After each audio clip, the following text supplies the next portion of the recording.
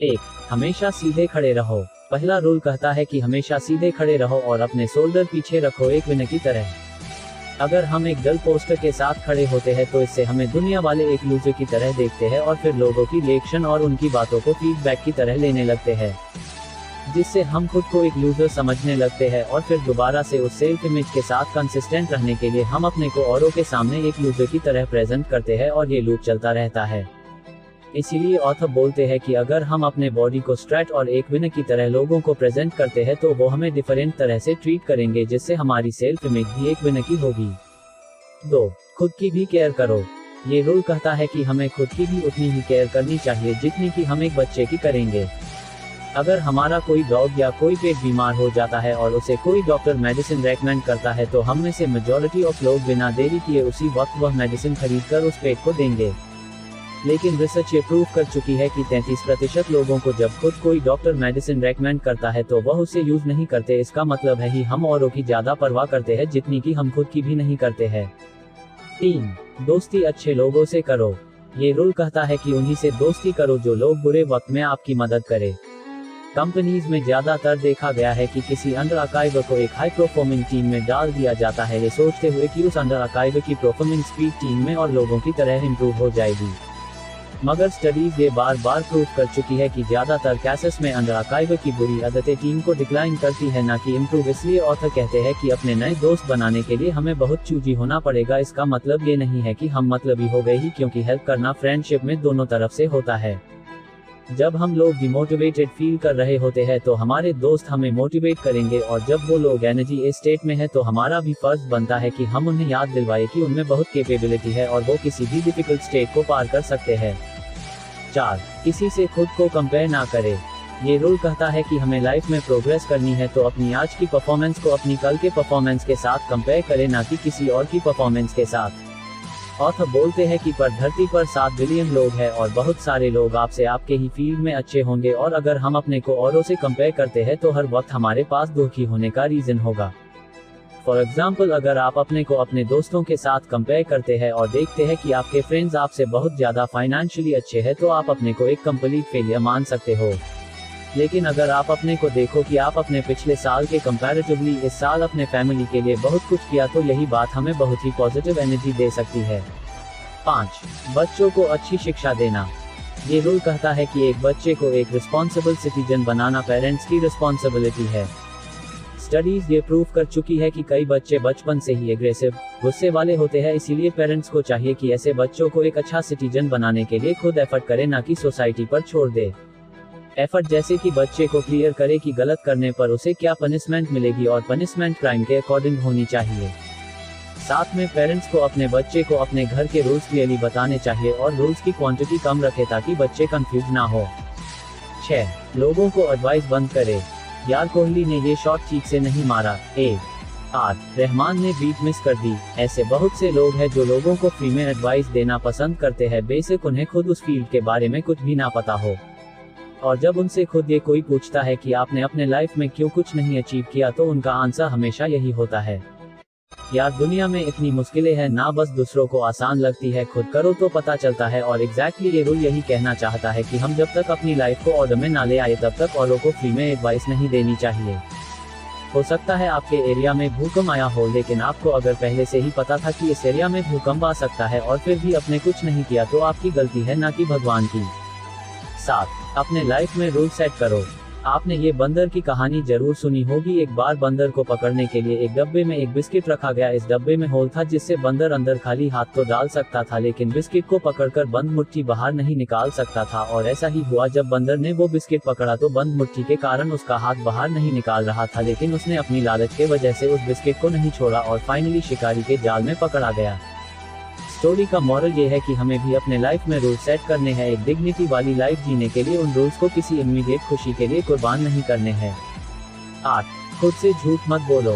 ये रूल कहता है कि झूठ मत बोलो, खास करके खुद से। फॉर एग्जाम्पल, अगर आपने सोचा हुआ है कि आप फॉरेन में मैरिज करेंगे, आप बहुत ही शानदार पार्टी देंगे, सारे फ्रेंड्स को बुलाएंगे, ये एक अच्छा गोल है, लेकिन हो सकता है कि हम खुद को ही बेवकूफ बना रहे हैं, क्योंकि हो सकता है कि फाइनेंशियली अभी तक हमने इतना ग्रो नहीं किया है कि हम ये सब अफोर्ड कर सके। ऐसी कई चीजें हैं जहां पर हम रियलिटी जाने के बावजूद खुद को बेवकूफ बना रहे होते हैं। इसका मतलब ये नहीं है कि हमें बड़े गोल्स नहीं रखने हैं, बल्कि इसका मतलब ये है कि हमें रियलिस्टिक और फ्लेक्सिबल गोल्स रखने हैं। जैसे जैसे हम लाइफ में ग्रो करेंगे, हमारा दुनिया को देखने का नजरिया बदलेगा और हो सकता है हमारे गोल्स भी बदल जाए, इसलिए हमें एटलीस्ट खुद से झूठ नहीं बोलना है। 9. दूसरों की बातों को सुनो और सीखो।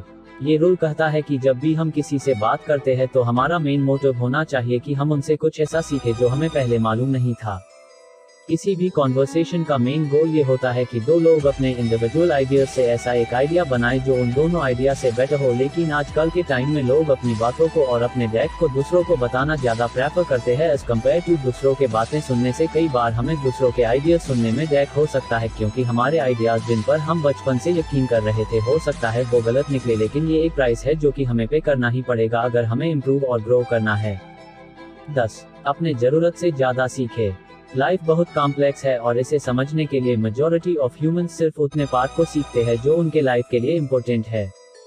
अब ओबियसली हम दुनिया के सारे कॉन्सेप्ट को तो नहीं सीख सकते, लेकिन ऑथर बोलते हैं कि हमें चीज़ों के अपने ज़रूरत से ज़्यादा सीखना चाहिए और उसके लिए क्लियर लैंग्वेज यूज़ करना चाहिए। फॉर एग्जाम्पल, अगर हम बीमार है तो हमें डॉक्टर को बहुत क्लियर डाटा देना पड़ेगा कि हमारे साथ क्या हुआ है, कि क्या हमारा पहले पेट दर्द कर रहा था या फिर हमें फीवर था, या पेट दर्द हमारे कुछ खाने के बाद हुआ और वो क्या चीज़ थी जो हमने खाए और पेट दर्द स्टार्ट हो गया। ज़्यादातर बीमारियों को डॉक्टर्स इसीलिए नहीं समझ पाते क्योंकि पेशेंट उन्हें क्लियर डेटा ही प्रोवाइड नहीं करते। इसलिए ऑथर बोलते हैं कि इन इम्पोर्टेंट कॉजेज में हमें एकदम प्रिसाइज लैंग्वेज का इस्तेमाल करना चाहिए। 11. रिस्क के लिए प्रिपेयर करें। इस रूल में बेसिकली ऑथर कहना चाहते हैं कि अपने लव्ड वंस को रिस्क के लिए प्रिपेयर करना एक ज़्यादा बेटर ऑप्शन है एज कम्पेयर टू उन्हें वो रिस्की काम ही ना करने देने से, क्योंकि लाइफ में बहुत सारी चीज़ें हैं जो रिस्की है। इसलिए हम अपने लाइफ का एक पर्सनल एग्जाम्पल देना चाहता हूँ। अगर आपको याद होगा, 2014 में हिमाचल प्रदेश मंडी डिस्ट्रिक्ट में 24 इंजीनियरिंग स्टूडेंट्स की पानी में डूबकर डेथ हो गई थी क्योंकि वह हाइड्रो प्लांट का टेरेस्ट गेट खोल दिया गया था और ये बात स्टूडेंट्स को पता नहीं थी। अब इस इंसिडेंट के बाद मैक्सिमम पेरेंट्स ने अपन बच्चों को बताया कि उन्हें पानी के पास कभी नहीं जाना है और इवन उनसे प्रोमिसेस लिए गए कि वो ऐसा कभी नहीं करेंगे। लेकिन एक व्यक्ति ने, जो कि पहले इंडियन नेवी में थे, उन्होंने अपने लड़के को पहले स्विमिंग सिखाई और एक दिन रिवर के पास ले जाकर धक्का दे दिया सिर्फ ये देखने के लिए कि वो इस सिचुएशन में कैसे रिएक्ट करता है, और एज एक्सेप्टेड वो आराम से तैरकर किनारे पर आ गया। ये एक बहुत ही कैलकुलेटिव रिस्क था जो कि वह व्यक्ति अपने लड़के के साथ थे और अगर वो पैनिक करता तो उसे बचा लेते। अब पॉइंट ये है कि हर पेरेंट्स अपने बच्चे को प्यार करते हैं, लेकिन बेटर ऑप्शन क्या है? अपने लव्ड वंस को रिस्क से एकदम दूर रखना, जबकि कभी ना कभी उनके लाइफ में रिस्क आएंगे ही आएंगे, या फिर उन्हें रिस्क के लिए प्रिपेयर करना। 12. हर छोटी खुशियों को सेलिब्रेट करें। ऑथर बोलते हैं कि लाइफ हार्ड है और हम लाइफ में ना चाहते हुए भी डेक मिल सकते हैं, इसलिए यह बहुत इंपॉर्टेंट है कि हम लाइफ में हर छोटी खुशियों को भी दिल खोलकर सेलिब्रेट करें। ऑथर की एक बेटी है जिन्हें 6 साल की उम्र में ही आर्थराइटिस था। उन्हें बहुत बार पेन होती थी जिसके लिए उन्हें इंजेक्शन दिए जाते और इवन बहुत बार उनकी सर्जरीज भी हुई। अगर हम में से किसी की ऐसी बेटी होती तो हमें लगता हमारी लाइफ कितनी बुरी है, लेकिन ऑथर अपने डॉटर के साथ हर छोटी खुशी भी सेलिब्रेट करते थे। और उन्हें कुछ सालों के बाद कुछ ऐसा फिजिकोकेमिस्ट मिला जिसे ऑथर की बेटी का पाने बहुत कम हो गई और ऑथर ने इसे भी और खुशियों की तरह सेलिब्रेट किया। अब लाइफ में प्रॉब्लम्स तो आनी ही है, बस लाइफ को एक एडवेंचर की तरह ले और रास्ते की हर छोटी खुशी को सेलिब्रेट करते रहे। तो दोस्तों, इस हम 12 रूल देखें, जिसमें सबसे पहला रूल कहता है 1. अपने बॉडी पोस्चर को स्ट्रेट रखें ताकि इससे हमारा कॉन्फिडेंस बढ़े।